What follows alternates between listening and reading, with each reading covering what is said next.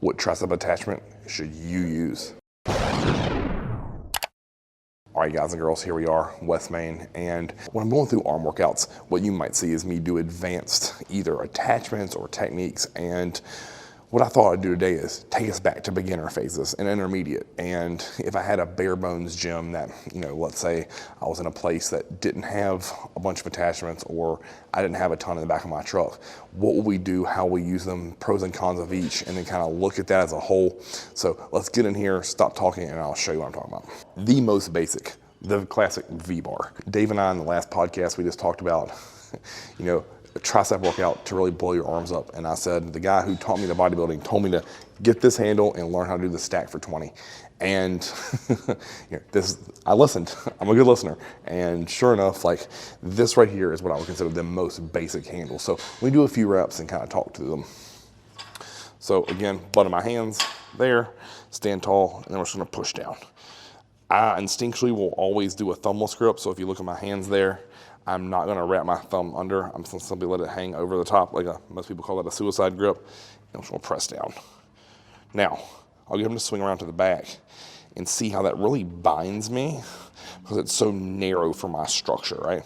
So even though this does feel good on the tricep with a lighter weight, this is a little too narrow for my structure. So again, a great piece when I was much smaller. This fit me better. I had obviously a lot more mobility through my elbows and my shoulders than I do now.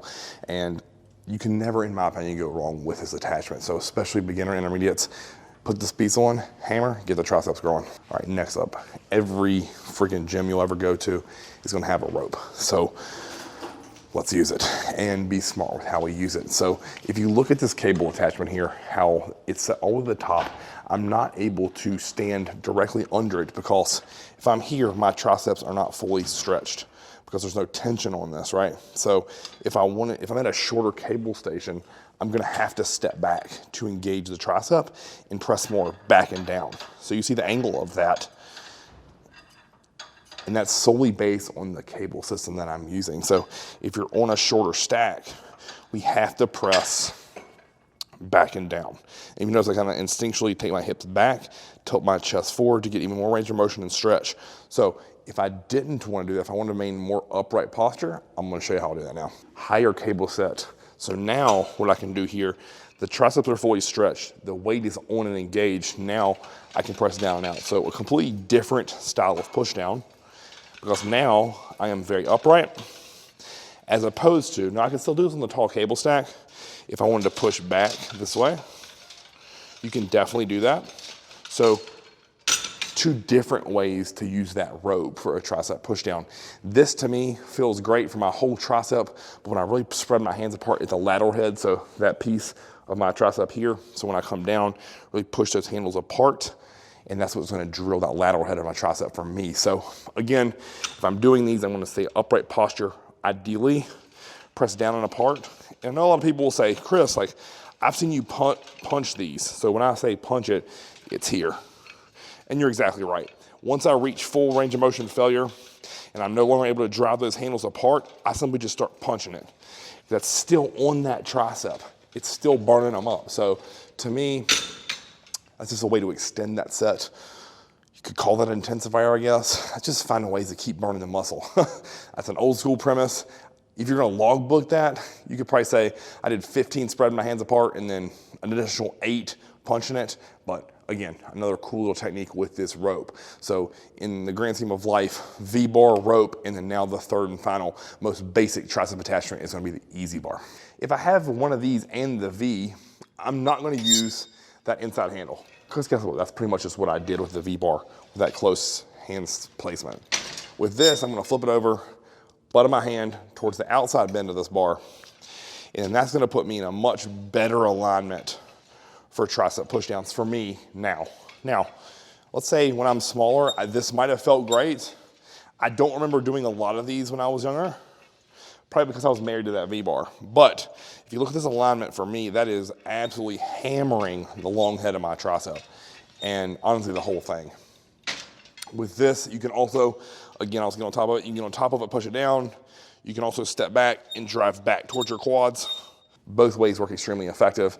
So with this easy bar for me now, I tend to opt for that or the rope, or you'll see me use that Vulcan strap.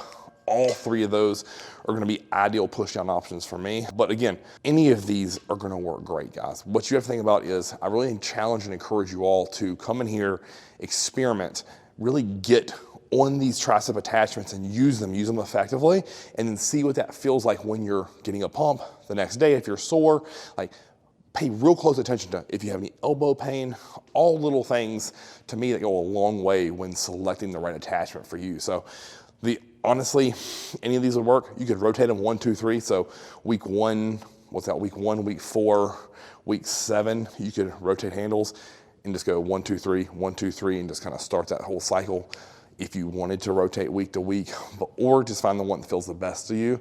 I will do a quick honorable mention though. The fourth most basic attachment, this is gonna be a straight bar, or a short straight bar. These are okay. If you look here, it's really hard for me to get my hands fully on that piece. What I find is I either have to kick the palm of my hand up or out. So if you look there, that's me holding it normally.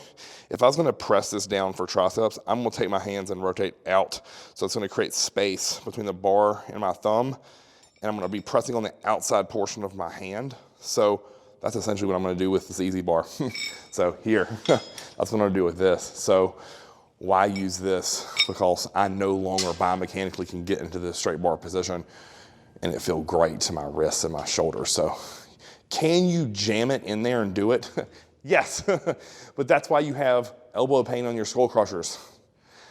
I know a lot of people don't think about their body and their anatomy that way, but if you continue to just mash joints together to do an exercise, even though it may feel good to the target muscle, it's over time we're wearing that joint down. So let's say, for example, we're doing sets of 15 on tricep pushdowns, and we do 4 work sets of it.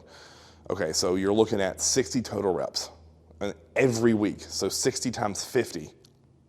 Now we're looking at 3,000 reps. If that's 3,000 repetitions of where your elbow ligaments are rubbing against the bone, what's it gonna feel like in a year, 2 years, 3 years? It's gonna feel terrible. In 3 years, that's 9,000 reps destroying that tendon. It's like pulling a rubber band apart over and over. The first 2 times I'm gonna snap it, but now what if I start pulling it and then rubbing it on something? Pull and rub, pull and rub. Eventually that rubber band's gonna snap, and that's how I've always thought about this lifting game.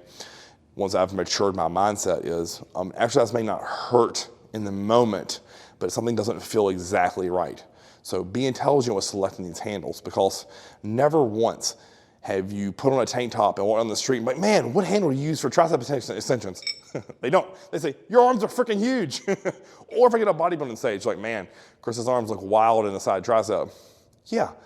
It does, because they're big and they're nasty, and my elbows still feel healthy, so that I can, guess what, do all the hard stuff at the end of my workouts, and I put on the muscle, the skull crushers, the close grip bench presses, the JM press, all those overhead extension movements where we need our elbows to be healthy so that it doesn't feel like a knife is getting jabbed in there. So be intelligent with the attachment you use for push downs.